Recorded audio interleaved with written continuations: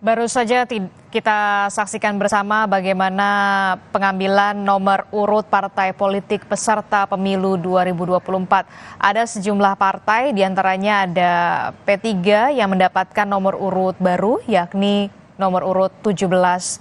Dan PKB nomor urut 1, Gerindra nomor urut 2, PDI Perjuangan nomor urut 3, nomor urut 4 Partai Golkar, Nasdem nomor urut 5, kemudian di nomor urut 6 ada Partai Buruh.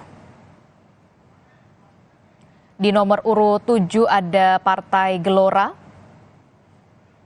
Kemudian di nomor urut 8 ada Partai PKS. Di nomor urut 9 ada PKN. Di nomor urut 10 ada Partai Hanura. Di nomor urut 11 ada Partai Garuda.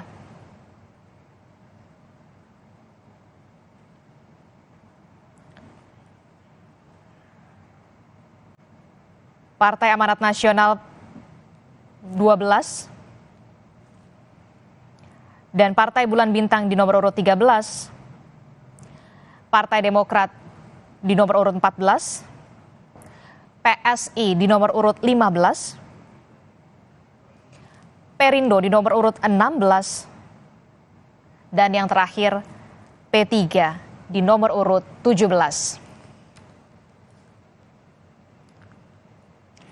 Itulah tadi bagaimana acara dari pengundian nomor urut partai politik peserta pemilu 2024.